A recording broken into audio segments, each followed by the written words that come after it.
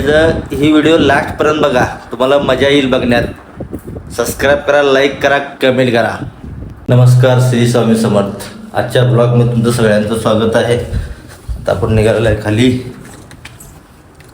बायको हो का लपून बसले हो बायको, हाक मार.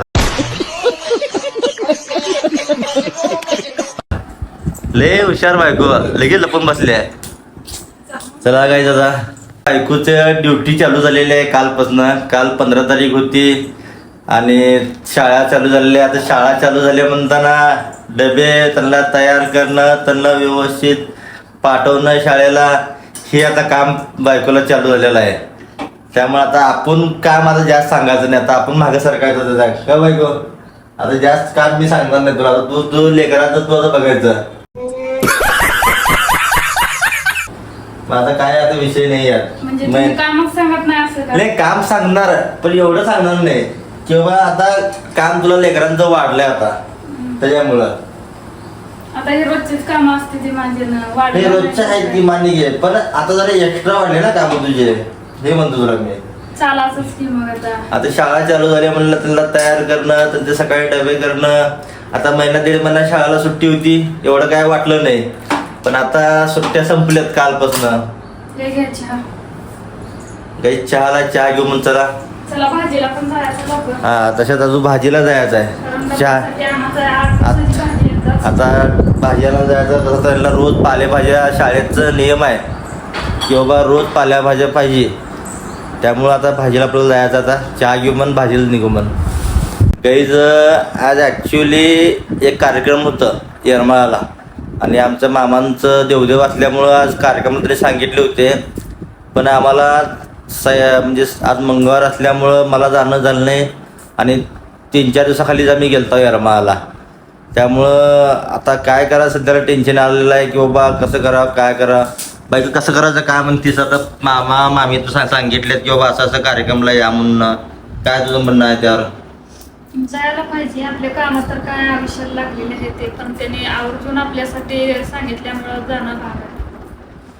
नाही बरोबर आहे, पण आता कसं आहे आज मंगळवार आहे तसल्यात आता काय करावं कळीना. आणि मुळात दोघं जाऊ आम्ही.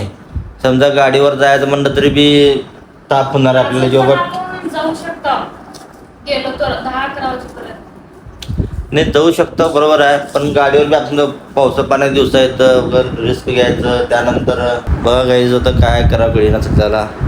आता आपण भाजी आणलेला आहे, तुला दाखवतो भाजी काय काय आणले ते. बघा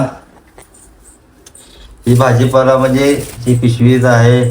त्यानंतर शेंगा घेतलेला आहे, कांदे घेतलेला आहे, कच्ची शेंगा एकदम मस्त जेवताना खाण्यासाठी. जेव्हा काही एक नंबर भाजी आपल्याला मिळते इथं जवळच आहे भाजीपालाचं हे स्टॉल.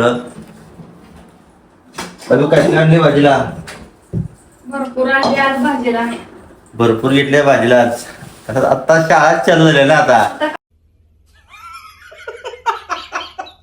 कारण लेकराच्या डब्याला लागते ना, त्यामुळे शाळा चालू झाल्या असल्यामुळं भाजीला लागतं कंटिन्यू. नाही ताजी ताजी भाजी मिळाली. ताजी ताजी भाजी बघा. कढीपत्ता किती ताजा आहे बघा. कोथिंबीर, अजून पालक, शेवगा, वांगे.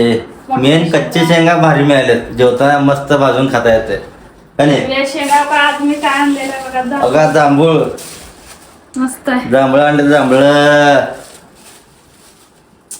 मस्त टेस्ट करणार.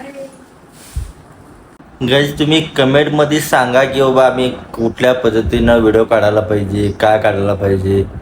आमची यूज जात नाही आहेत बाबा, सबस्क्राईब वाढत नाही आहेत.